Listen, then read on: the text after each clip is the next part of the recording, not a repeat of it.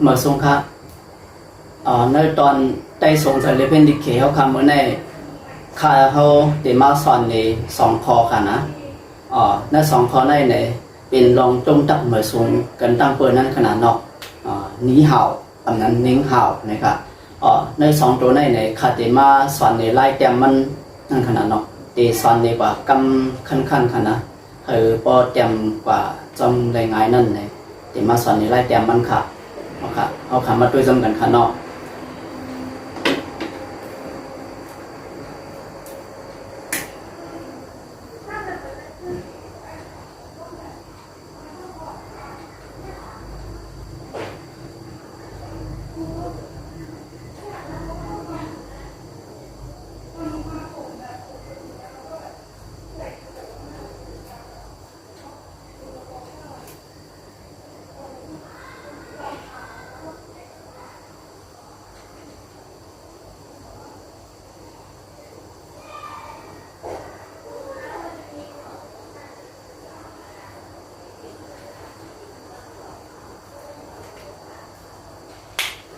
ข้ากำในข้าเตมาสับแรงเดียวตั้งเหมือนกันนะ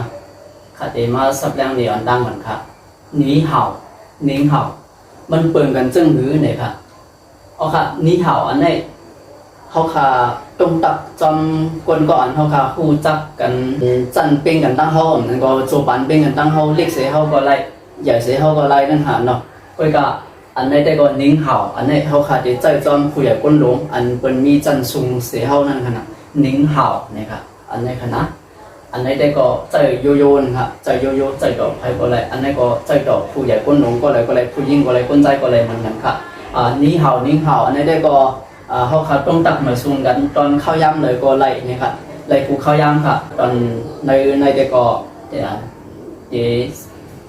สอนนี่ไล่แต่มันสองตัวในเนี่ยเขาเอาครับอันนี้เขาเดี๋ยวขึ้นหมดแปดกรัมเหมือนกันนะ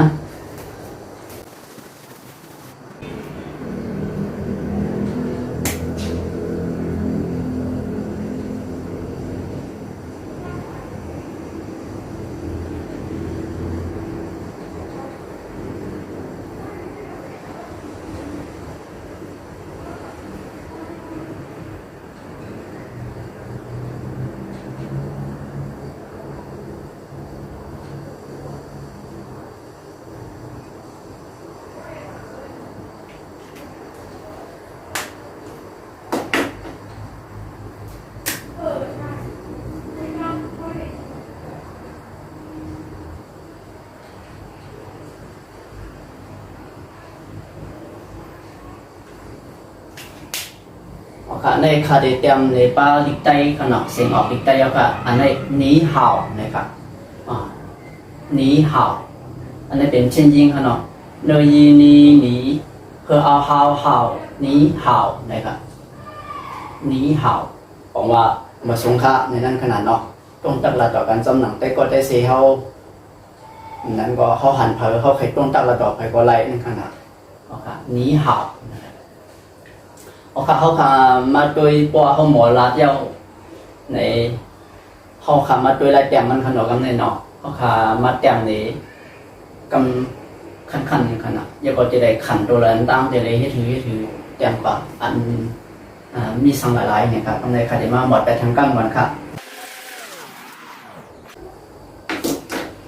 เขาขามาแต้มตัวหนีในตั้งขนาดหนี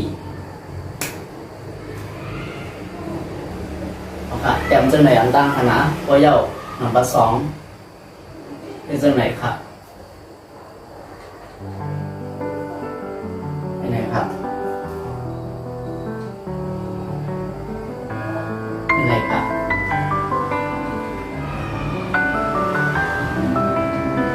เป็นไหนครับ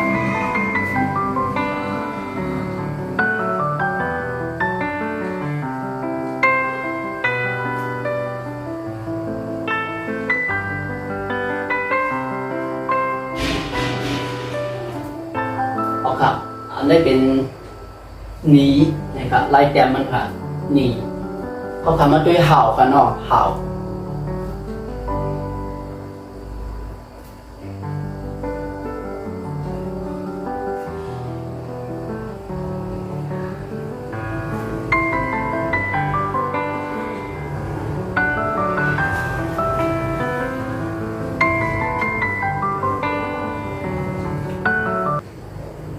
ค่ะอันนี้เป็นลายแต้มมันขนาด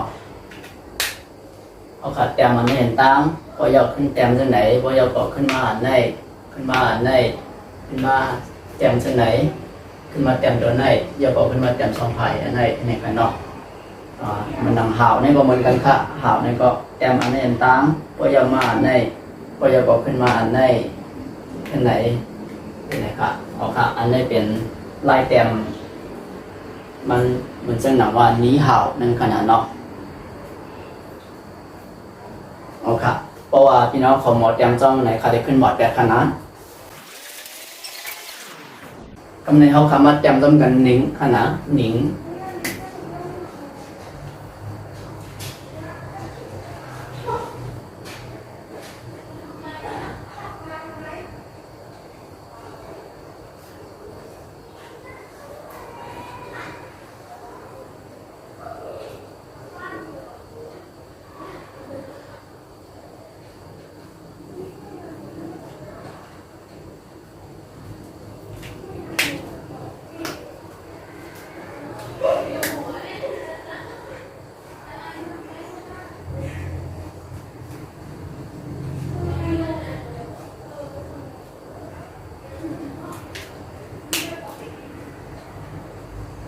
เอาค่ะอันในห้องวันนิ้งเห่านะครับอันนี้เป็นนิ้งนะนิ้ง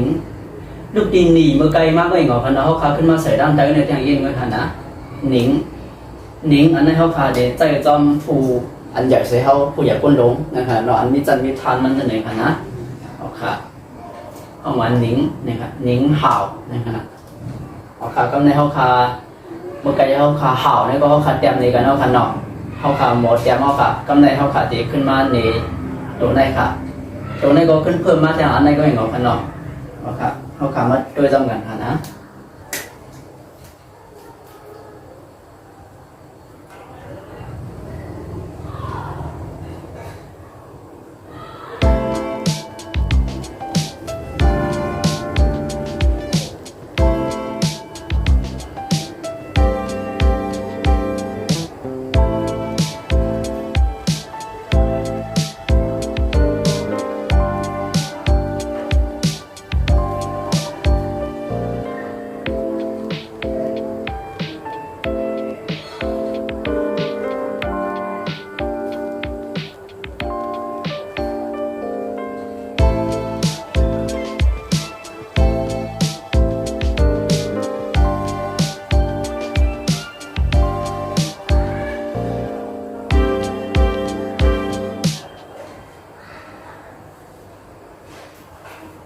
เอาขาขึ้นมา10ด้านนี้ค่ะ